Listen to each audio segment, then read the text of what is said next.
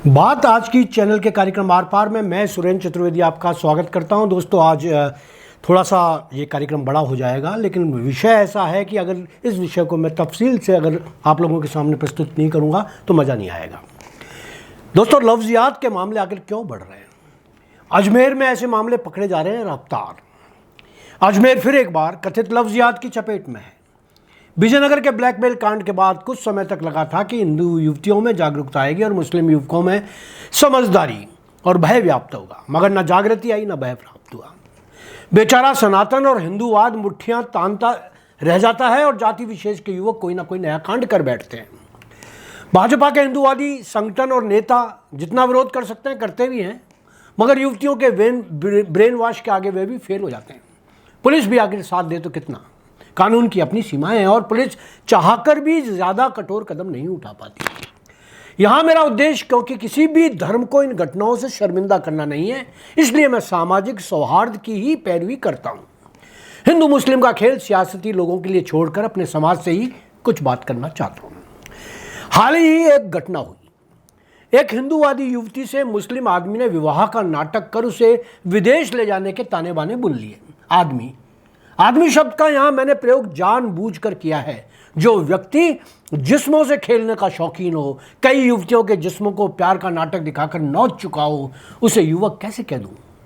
दरगाह क्षेत्र में रहने वाले इस युवक ने सबसे पहले मुस्लिम समाज की युवती को निकाह के चंगुल में फंसाया, फिर एक हिंदू समाज की युवती को प्यार का झांसा देकर शादी कर ली।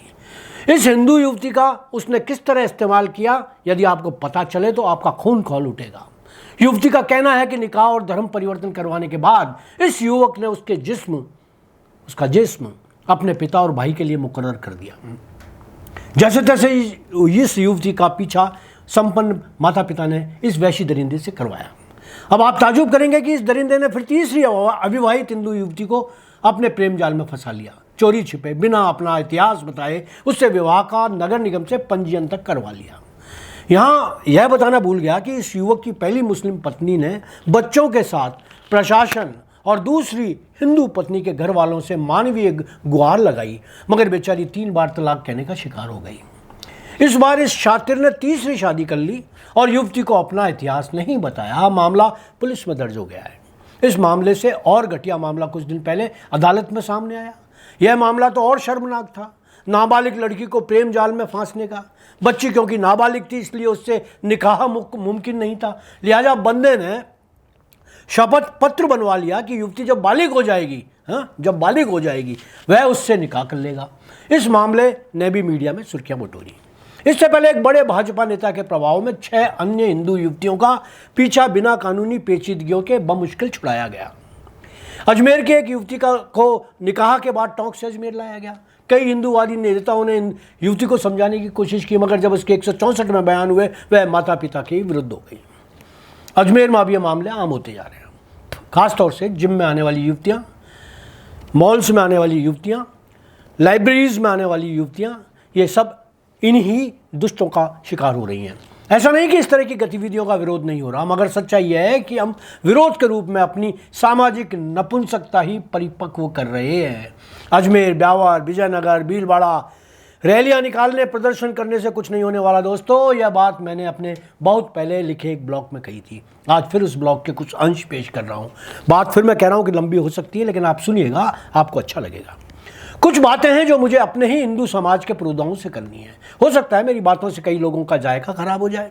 सच्ची बात कई बार कड़वी हो जाती है, मगर मेरा मानना है कि कड़वी भेषज बिन पिए मिटे न तन की पीर, यानी बिना कड़वी दवा के किसी बीमारी का इलाज संभव नहीं। मेरे सकल हिंदू समाज से कड़वा प्रश्न है, क्या बंद और विरोध से यह बीमारी खत्म हो जाएगी? होनी होती तो अजमेर के पुराने ब्लैकमेल कांड के बाद हुए विरोधों और बंद से हो जाती, क्योंकि पूरे देश में लफ्ज़ियात, ब्लैकमेल कांड, जघन्य हत्याएं और वर्ग विशेष के षड्यंत्रकारी जारी रहते।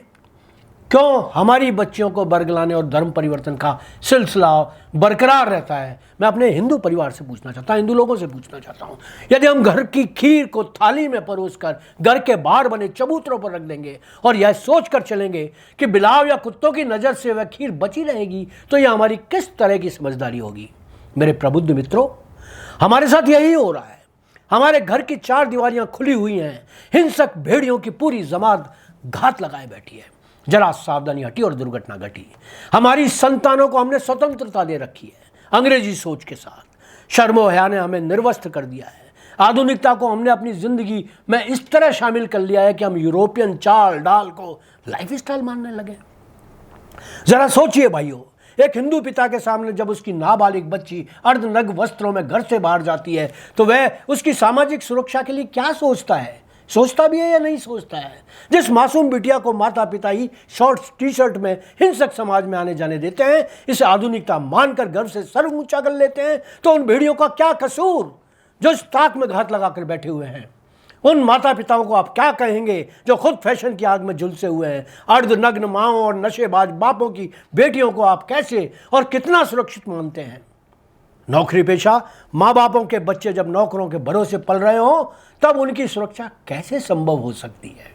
जिन घरों में रात भर महफिलें सजाई जाती हों, देर रात तक घरों में नशेबाजों के ठहाके गूंज रहे होते हों, तब जवान होती बेटियों के परों पर कैसे नियंत्रण रखा जा सकता है?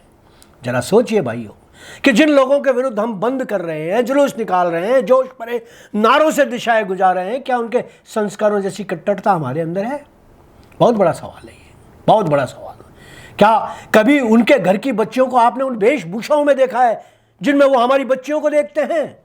उनकी बच्चियों के नाखून तक आप नजर नहीं देख पाते और वे उनको आप कट्टरपंथी कहते हैं, गुस्से में वैशी भी कह देते हैं। मगर आपकी सदाशता, आपकी उदारता, आपकी मानवता, आपके संस्कार और आपका सीधेपन को वे क्या मानते हैं? क्या कभी सोचा है आपने? नापुंसकता। जरा सोचिए कि उनकी हत्या कैसे चढ़ जाती है हमारे अच्छे घर की संस्कारी बेटियां। आखिर कहीं हमारे अंदर कमी तो नहीं रह गई? हमारे परिवेश में टटोली अपने अंदर की क्या था जो उनको शिकार बनाना इतना आसान हो गया? आज आपके यहाँ प्लम्बर, इलेक्ट्रीशियन, कारपेंटर, वेल्डर्स, रंगाई पुताई करने वाले, पंचर बनाने वाले कितने हिंदू युवक हैं। घर के कितने काम आपके यहाँ हिंदू भाई आकर करते हैं। आप जब घर से बाहर होते हैं तब कौन से समुदाय के लोग इन्हीं रोजमर्रा के काम के बहाने आपके घर आ धमकते हैं?